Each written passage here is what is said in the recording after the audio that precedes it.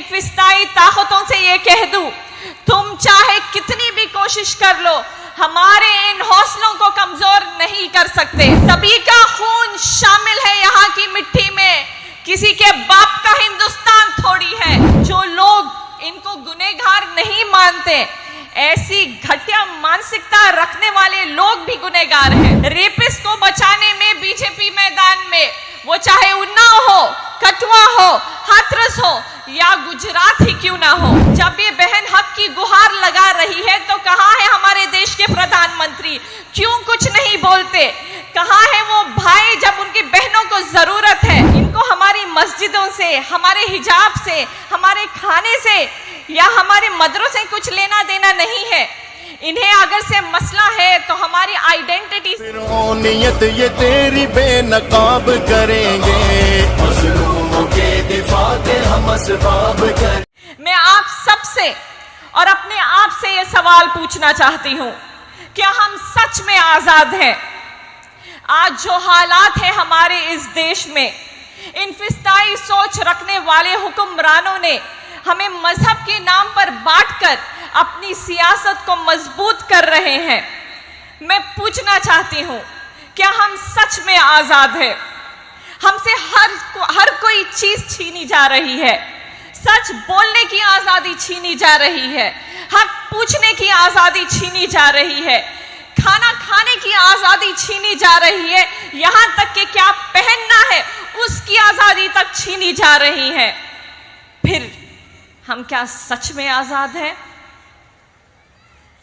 हमारी सोसाइटी को आज कमजोर, बहुत कमजोर किया जा रहा है कि वो सवाल पूछने से डरते हैं, एहतजाज करने से ये डरते हैं। मैं इन फिस्ताई ताकतों से ये कह दूं, तुम चाहे कितनी भी कोशिश कर लो, हमारे इन हौसलों को कमजोर नहीं कर सकते। मैं खास करके अपने बहनों से ये कहना चाहती हूँ कि आबादी बानू, जिसे हम बी अम्मा के नाम से जानते हैं, उनकी कुर्बानियों को याद करें कि किस तरीके से उन्होंने अपने दोनों बेटे शौकत अली और मोहम्मद अली के साथ आज़ादी की लड़ाई लड़ी थी। ये मुसलमानों में पहली औरत थी जिसने बुर्का पहनते हुए आज़ादी की लड़ाई में शामिल हुई थी। इस दौर में भी हमारे दरमियान ऐसी दलेर ख़वातीन माएँ मौजूद है, जैसे रांची में गुस्ताख रसूल के एहतजाज के दौरान एक 16 साल के नौजवान लड़के को पुलिस ने गोली मारकर हत्या कर दी। जब वो माँ से जाकर पूछते हैं उस बेटे के बारे में, तो वो कहती है कि मुझे फख्र है मेरे बेटे पर कि उसने जालिमों के जुल्म के खिलाफ आवाज उठाई और शहादत हासिल कर दी। जब तक हमारे मुल्क में ऐसी माएँ जिंदा है, हमारे हौसले और बुलंद और जिंदा होंगे। हमें अगर इस देश में डेमोक्रेसी को जिंदा रखना है तो सवाल पूछना जरूरी है, एहतजाज करना जरूरी है। ये हमारा फंडामेंटल राइट है। ये राइट हमें हमारा संविधान जो डॉक्टर बाबा साहेब अंबेडकर ने हमें दिया है। हमारा देश जो दुनिया की सबसे बड़ी डेमोक्रेसी है, आज उसी कॉन्स्टिट्यूशन को ये फिस्ताई ताकतें कमजोर और बदलने की कोशिश कर रही है। हमारा ये देश किसी एक की जागीर नहीं है, ये सबको बराबरी का हक देता है। सभी का खून शामिल है यहाँ की मिट्टी में, किसी के बाप का हिंदुस्तान थोड़ी है। ये देश सबका था, सबका है और सबका रहेगा। हम हमारे कॉन्स्टिट्यूशन में किसी किस्म की मुदाखलत कतई भी बर्दाश्त नहीं करेंगे।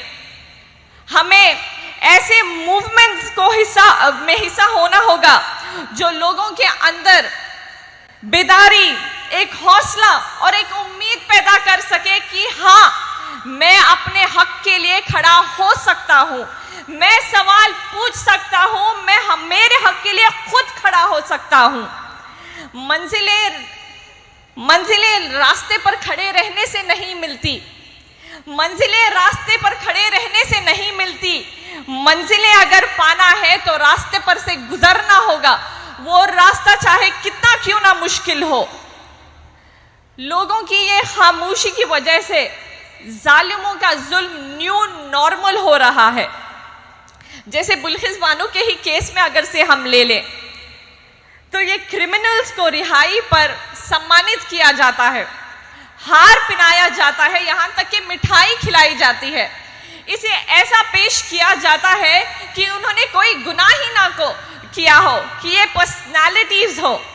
जो लोग इनको गुनहगार नहीं मानते, ऐसी घटिया मानसिकता रखने वाले लोग भी गुनहगार हैं। आज जब से ये पार्टी हुकूमत में आई है, तब से हम लोग देख सकते हैं कि जो जुल्म करता है वो जेल की सलाखों के बाहर होता है, और जो जुल्म के खिलाफ आवाज उठाता है उसे डराने के लिए जेल की सलाखों के पीछे डाल दिया जाता है। जैसे कि तीस्ता सेटलवाद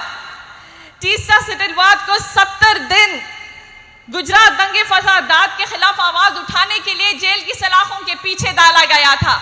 मगर ये बेवकूफ लोग ये नहीं समझ सकते कि 70 दिन में किसी के हौसले नहीं तोड़े जा सकते।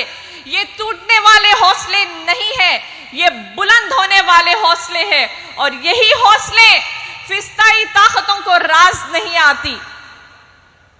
आज हमारे देश में औरतों के ऊपर जुल्म लगातार बढ़ता जा रहा है, रेप केसेस लगातार बढ़ती जा रही है।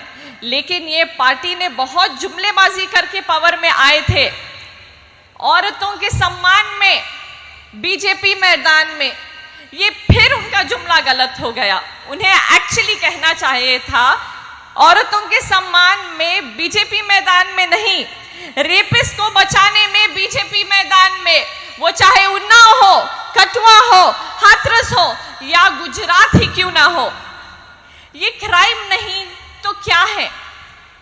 5 महीने प्रेग्नेंट औरत के साथ सामूहिक बलात्कार किया जाता है, फिर उसके हाथों से उसकी 2 साल की बच्ची को छीनकर उसका सर कुचलकर उसे मार दिया जाता है। उसके सामने उसकी बहन और उसकी माँ की इज्जतों को छन्नी किया जाता है और उसे मजबूर किया जाता है देखने पर, और उसके अन्य घर वालों को मार दिया जाता है। ये क्राइम नहीं तो फिर क्या है? और फिर बिल्किस को लहूलुहान हालत में वहीं पे छोड़ दिया जाता है, ये सोचते हुए कि वो मर चुकी है, लेकिन वो जिंदा थी। वो जिंदा थी ये खौफनाक दास्तां बयां करने के लिए, वो जिंदा थी। एक सर्वाइवर से एक फाइटर का एक मुश्किल सफर तय किया उसने। हमारे प्रधानमंत्री जी लगातार मुसलमान बहनों और बेटियों के हक के बारे में बात करते हैं। वो बहुत फिक्रमंद होते हैं और कहते हैं कि मुझे बहुत फिक्र है मेरी मुसलमान बहनों और बेटियों की। आज कहाँ है वो? क्यों खामोश है? जब ये बहन हक की गुहार लगा रही है तो कहाँ है हमारे देश के प्रधानमंत्री? क्यों कुछ नहीं बोलते? कहाँ है वो भाई जब उनकी बहनों को जरूरत है? बेटियां सिर्फ कहने से नहीं बचती, और खास करके जब वो माइनॉरिटीज और मुसलमान की बेटियां हो तो हमारे प्रधानमंत्री जी मौन व्रत धारण कर लेते हो जैसे कि कुछ हुआ ही ना हो। अब हाल ही में उत्तर प्रदेश के लखीमपुर में 2 दलित बच्चियों के साथ इज्जत लूटी गई, फिर उनके साथ गला घोट कर मार कर झाड़ों पे उनकी लाशों को लटका दिया गया, मगर फिर भी एक आवाज नहीं, कुछ भी नहीं। बेटी बचाओ कह देने से बेटियां नहीं बचती। बेटियों को बचाने के लिए उन जालिमों को खिलाफ सख्त से सख्त सजा देनी चाहिए, ना कि उनको रिहा करके, वो चाहे कितनी क्यों ना संस्कारी हो। ऐसे में ऐसी सूरत हाल में मैं सलाम करती हूँ बिल्किस बानो के जज्बे और हौसले को कि इतने जुल्म और इतने साजिशों के बाद भी वो अपने हक के लिए खड़ी रही। अब ये हमारी जिम्मेदारी है, खास करके हम तमाम औरतों की ये जिम्मेदारी है कि और एक बिल्किस हमारे मुल्क में ना हो, और एक बिल्किस के साथ ऐसा जुल्म कभी ना दोबारा रिपीट हो जिससे हमारा मुल्क फिर से शर्मसार हो।